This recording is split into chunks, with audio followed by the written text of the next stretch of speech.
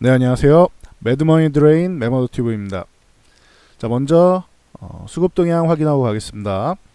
자, 금일 거래소는 외국인들이 연일 매수가 들어오고 있습니다. 그래서 외국인들 주식은 이제 매수세로 좀 돌아선 게 아니냐. 그냥 엄청 큰 물량이 한 번에 들어오는 건 아닌데 조금씩 2천억 전후 해가지고 꾸준히 좀 쌓여가는 이런 모양새를 만들고 있죠. 그래서 오늘도 이 상태로 마감까지 계속 진행이 된다면 한 2,500억에서 3,000억 정도 가능성이 있다. 계속 꾸준히 매수가 들어올 경우에 나온다는 말씀입니다. 이렇게 알고 계시면 될 것 같고, 코스닥은 여전히 수급이 부재한 상황이다.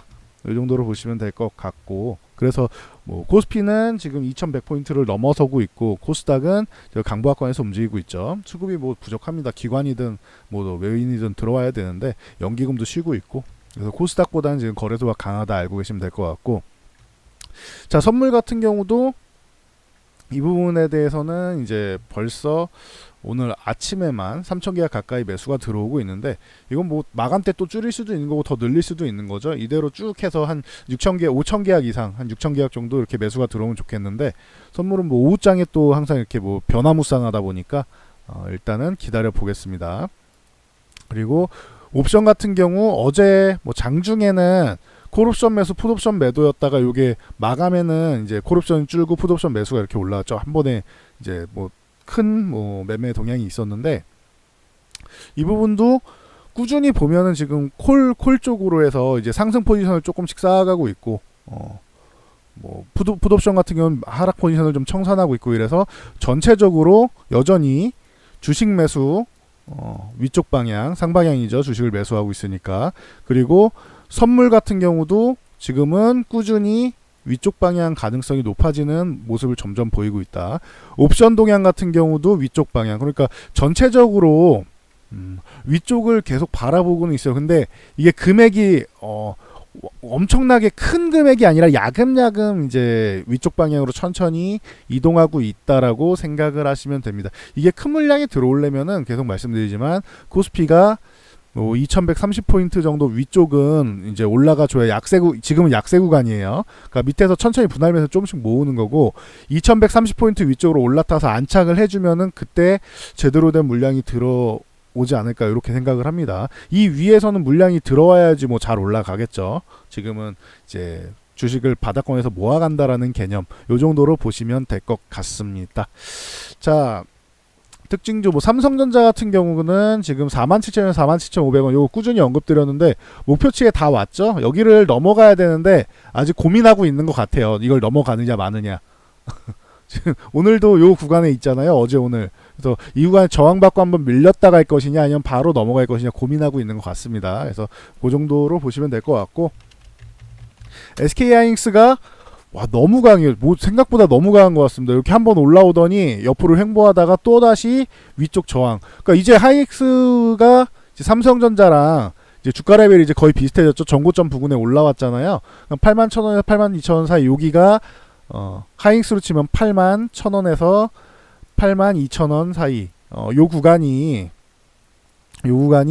이제 삼성전자로 쳤을 때는 47,000원에서 47,500원 사이 요 구간이랑 같다라고 보시면 돼요. 이게 저항이에요. 이 두 종목에. 그러니까 이제 저항권에 둘 다 온 거예요. 하이닉스까지도. 최근에 워낙 하이닉스가 바닥에서 벅벅 기고 있었으니까 7월 초 지나면서부터는 화끈하게 진짜 올랐죠. 확 올랐죠. 그래서 참고하시면 될 것 같아요. 여기서 저항받으면 한번 밀렸다 갈 것이고, 돌파하면은 조금 더 가서 위에서 유지를 하겠죠. 근데 하이닉스는 이제 21선 이격이 좀 벌어져 있기 때문에 한번 조금 쉬었다 가는 것도 가능할 것 같은데, 여기서 저항받고 쉬느냐 아니면 돌파한 다음에 횡보하면서 치느냐 요 차이겠죠. 쉬었다 가는 게 좀 더 좋을 수 있다. 멀리 가기 위해서 잠깐 쉬는 거죠. 자, 메지온 같은 경우가 오늘 이슈가 좀 있는데, 단심실 치료증 유데나필 이제 임상 3상이 탑라인 결과 이제 7월 하순 정도에 나온다 했는데, 요 부분에 대해서 데이터 정리하고 있다고 합니다. 그래서 기존에도 30개 병원 돌고 왔다 이런 얘기 했잖아요. 30개 병원에 대한 데이터 확인하고 취합하고 하는 이 과정, 이제 데이터 록업이라고 하는데, 데이터 록업을 지난주 마무리했다. 마무리했다. 그렇기 때문에 이 부분에 대해서 이제 통계화만 살짝 한 다음에 데이터 수집은 다 했으니까 취합 다 했으니까 통계화만 한 다음에 요 다음에 이제 탑라인 발표가 있겠죠. 그러면은 뭐 이번 주에도 뭐 발표할 수 있지 않을까 이렇게 기대를 해보고 있습니다. 그러다 보니까 매지온이 반등이 이렇게 나와서 10만 원 위쪽에서 지금 움직이고 있다. 오늘 61선 여기 건드리고 있는데 요 구간 올라타고 이렇게 하면은 기존 주가권까지는 올라올 수 있는 거죠. 이 구간이면 11만 원 위쪽으로 넘어오게 되면은 참고하시면 될 것 같습니다. 매지온이라도 좀 잘 나와줘야겠죠. HLB가 조금 결과가 실망스럽긴 했지만 매지온이라도 잘 나와줘야겠죠. 그리고 꾸준히 언급드리지만 HLB 같은 경우도 약의 효능이 의심받을 건 아니라고 했죠. 효과는 있는데 이게 뭐 반응률이나 이런 부분에서 조금 미달돼서 목표치 미달된 게 문제인 거지 약이 효과가 있다라는 것은 입증은 되고 있어요. 계속. 그러니까 그 부분은 조금 더 지켜봐야 될 것 같아요. HLB 같은 경우는 시간이 좀 더 필요한 과정이고 매지온이 지금 당장 닥쳐있는 과제다. 매지온이라도 숙제를 좀 잘 풀어서 우리나라도 이제 이런 셀트리온 이후에 굉장한 이제 신약을 개발하는 이런 바닥부터 올라온 거잖아요. 유한양행이나 이제 뭐 이런 뭐 한미약품이나 이런 기존에 있던 그룹들이 아니고 기존에 이제 좀 목에 힘주던 기업들이 아니고 녹십자나 이런 그런 기업이 아닌 이제 새로 이제 각광받는 새로운 신약이 나오는 이런 기업들이 잘 됐으면 좋겠습니다. 기대를 해보겠고 헬릭스미스도 그래서 이런 영향력으로 해서 인상 3상 이제 탑라인 발표가 9월이죠. 헬릭스미스 두 달 차이인가요? 두 달. 매지온 발표하고 2개월 있으면 헬릭스미스도 3상 탑라인을 발표한다. 9월 마지막 주라고 했으니까 이 소식 나온 다음에 첫날은 그랬지만 그 다음에 21선 붙이고 강력하게 그리고 21선 어제 돌파한 거 아주 좋았다고 그랬죠.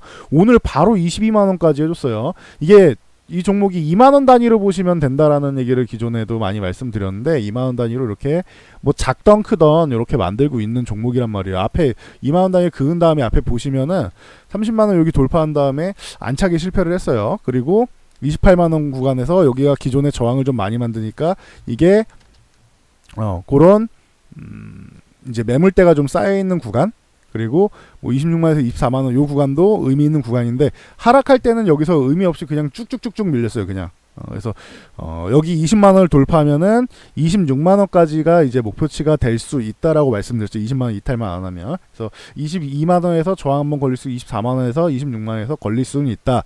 근데 요런 저항 같은 경우는 매물이 그렇게 크지 않기 때문에 한두 번 저항받은 다음에 돌파하는 건 어렵지는 않을 것 같다라는 의견을 지금 드리고는 있습니다. 참고하시면 될 것 같고 오늘 22만원에 한번 헤딩하고 이렇게 살짝 밀려주는 모습 대신 21만원 구간에서는 이제 저점 매수가 나오는 이런 모습을 보이고는 있습니다. 이건 좀 지켜봐야겠죠. 마감까지. 그래서 뭐 만약에 이게 22만원까지도 회복해준다라고 그러면은 바이오주의 수급이 조금 돌아오는 건가 이런 합리적인 의심을 해볼 가능성은 생깁니다. 참고하시면 될 것 같아요.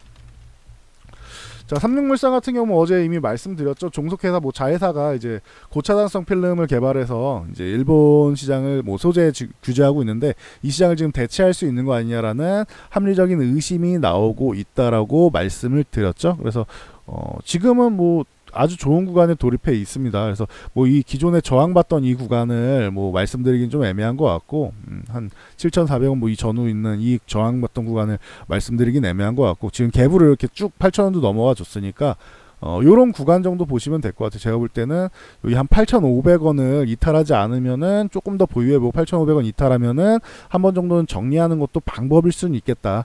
지금 고가권이니까 그냥 무작정 욕심을 부리기보다 어디서 수익 실현을 할 거냐에 따른 뭐 요런 생각은 좀 필요할 것 같아요. 만약에 이게 밀리게 되면 이 구간까지도 밀릴 수는 있거든요.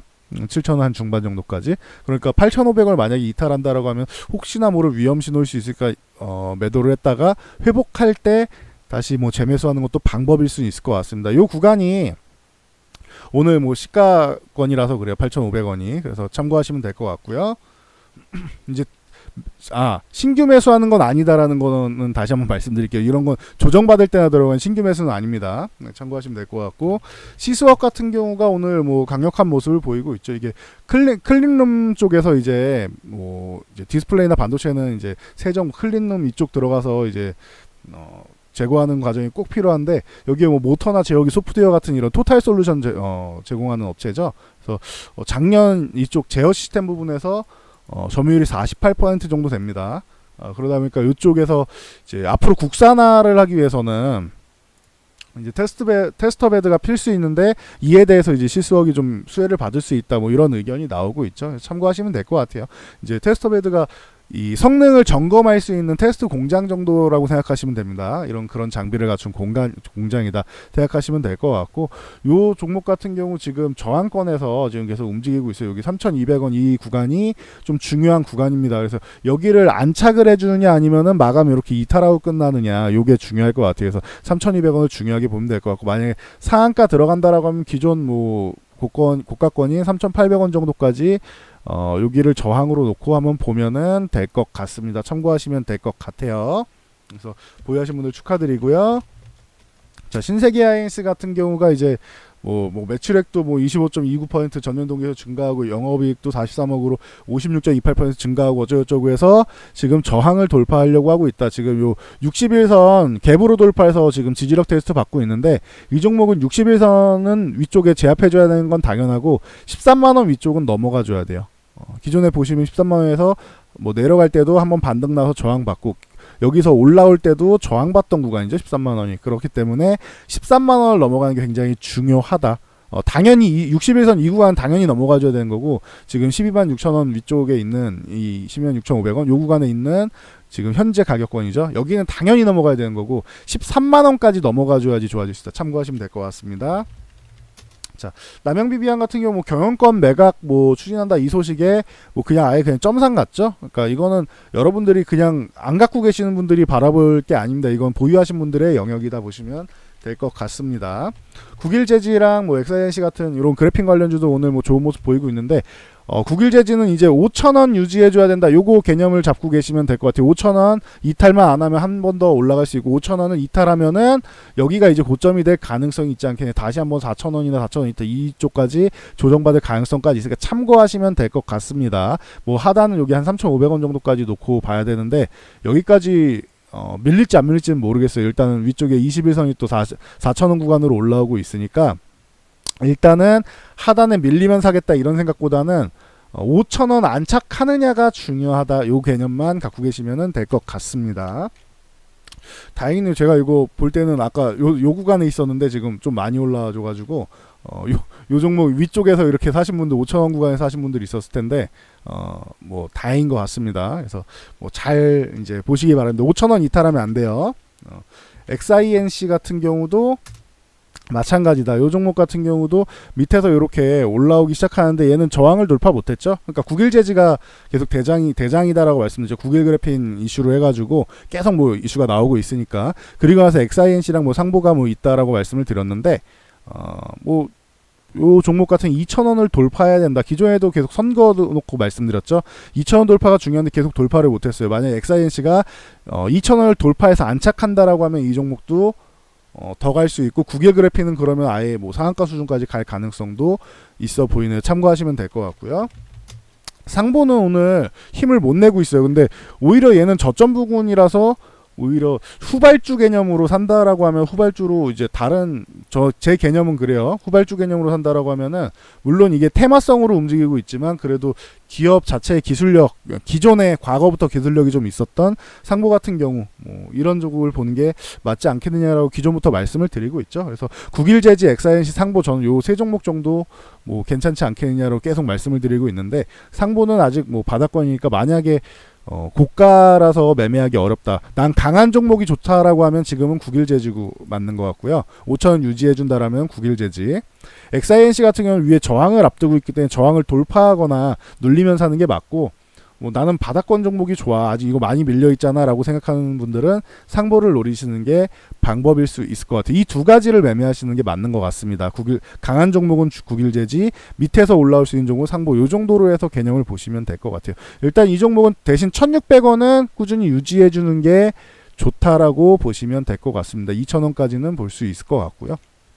그래서 요 정도 보면 될 것 같고, 세원전공 마지막으로 요 종목까지 보면 이게 현대기아차 뭐 협력사죠. 근데 뭐 카웨크로스 개발해가지고 이게 자동차 부품인데 이제 탄소 섬유 관련 쪽으로 해서 탄소 플라스틱이랑 이쪽 기술력을 가지고 있어서 이게 탄소 섬유 관련주들 일본 소재 규제로 해서 탄소 섬유 관련주들 일지테크라고 뭐 말씀드렸었는데 DNT 이 부분에서 이제 순환매가 좀 도는 요런 모양도 만드는 그런 뭐 가능성 보여주고 있습니다. 그래서 요 종목은 이제 9,500원 위에는 유지해줘야 돼. 오늘 11,000원 위쪽 맞고 쪼르륵 밀렸는데 9,500원은 유지해줘야 된다라고 생각하시면 될 것 같습니다. 그리고 맞고 밀릴 자리에서 밀린 거예요. 이 종목이 밑에 요 하단에서 이렇게 8,500원 뭐 이런 구간 뭐 8,000원 이런 구간에서 이제 의미를 두고는 있는데 8,000원 요 그 8,000원 구간에서 500원 단위로 이렇게 의미를 두다가 이 8,000원 구간에서는 조금 기존에도 어느 정도 꽤 의미를 많이 뒀었다라고 생각하시면 돼요. 그래서